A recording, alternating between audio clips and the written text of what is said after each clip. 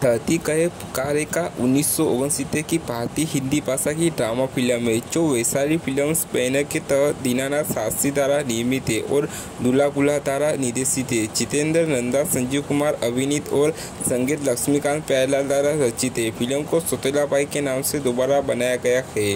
गंगाराम एक किसान मोती और शिवराम का बड़ा सौतेला भाई है। वह और उनकी पत्नी पार्वती उन दोनों को अपने बेटों की तरह पालते हैं। मोती को पढ़ाई के लिए कलकत्ता शहर भेजा जाता है और वह वकील बन जाता है। गोवा में वापस शिवराम गंगाराम को अपनी जमीन के टुकड़े पर खेती करने में मदद करते हैं। मोती की शिक्षा का खर्च उठाने के लिए गंगाराम ने यह जमीन गांव के सरकार के पास गिरवी रख दी है, यह सोचकर कि मोती कमाना शुरू करने के बाद कर्ज चुका देगा। साहूकार अपनी बेटी राधा की शादी मोती से करना चाहता है और गंगाराम द्वारा स्वीकार किए जाने पर जमीन का कागज बिना किसी भुगतान के वापस करने की पेशकश करता है। लेकिन मोती ने कलकत्ता में रेखा गुप्त से शादी कर ली है और एक अमीर वकील की घर जमाई बन गई है। राधा बचपन से ही शिवराम से प्यार करती है और उससे शादी करना चाहती है। यह सुनकर कि उसके पिता उसकी शादी मोती से कराएगा, वह शिवराम से अपने खुद प्रेम का इजहार करती है। स्थिति सबके लिए असमंजस्य वाली हो जाती है। शिवराम और मोती दोनों इन गुप्त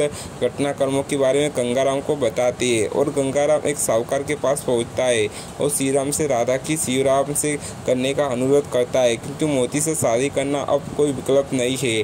लेकिन साहूकार इस स्वीकृति को अपने प्रतिष्ठा का मुद्दा बनाता है और गंगाराम से एक पखवाड़े के भीतर उधार लिए गए पैसे वापस करने के लिए कहता है, अन्यथा उसकी जमीन जब्त कर ली जाएगी। इस नए मुद्दों से अनजान मोती को तुरंत अपने शहरी जीवन में लौटना पड़ा।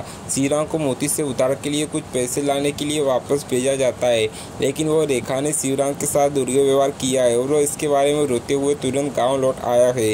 राधा शिवराम से शादी करने के लिए बेताब है। अपने पिता के लिए कर लोगों में सुरक्षित रखे अपने पैसे चुरा लेती है और कर्ज से छुटकारा पाने के लिए उसे शिवराम को सौंप देती है। हालांकि यह बात साहूकार को पता चल जाती है और वह शिवराम को चोरी के आरोप में गिरफ्तार करवा देता है। इस प्रकार गंगाराम अपने भाइयों द्वारा खोया हुआ ठगा हुआ महसूस करता है और शराब पीना शुरू कर देता है।